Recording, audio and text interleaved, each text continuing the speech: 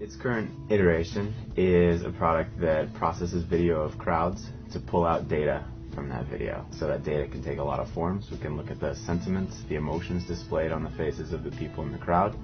We can look at the age, the gender, the ethnicity of the people in the crowd, and then correlate that to the audio file that's also pulled out from the video. So the idea came out of a startup weekend here in Fairbanks, and we were fascinated by face detection and facial recognition technology, and it all kind of falls under the header of computer vision.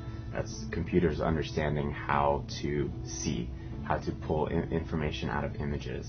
Getting up on stage and pitching our idea, and we had refined our pitch somewhat by then, was a very, very cool experience. And we were lucky enough to have a prototype that Vince, my other co-founder, was able to show the judges, and people love that, right? People love being able to actually see the product that's being made and engage with it a little bit.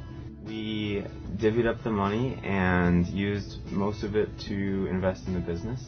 And let's see, part of it was for travel expenses, part of it was for cloud compute expenses. So our product, we're running on the cloud, and we use an enormous amount of processing time on the Google Cloud platform. So processing time being not just storage like on Google Drive, but cores, chips. And the biggest thing that we learned is the customer discovery process, and that, Eric Solie had done that initially, but there were some mistakes that were made in that process, because whenever you give anyone your idea, they don't want to crush it, because it's a cute little fluffy baby. That's what we're currently doing right now, is doing a lot of customer discovery to validate that our idea is actually needed by the market and not just a interesting and cool idea that people get excited about.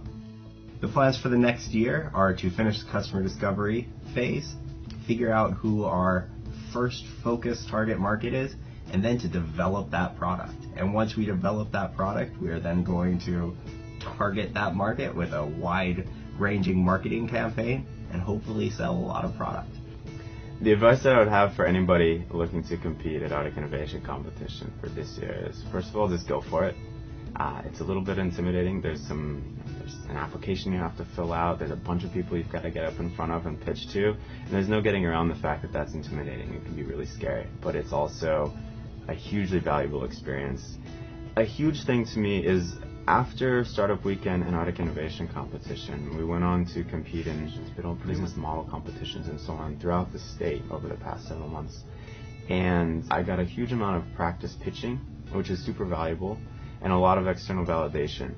But learning how the market is going to respond to your product, if you want to build a valuable business, you have to get outside of pitch mode. You have to get out and talk to customers, learn the customer discovery process, and build a process that your business can run through in order to test your product in the market before you start spending hundreds of thousands of dollars developing something that may or may not work.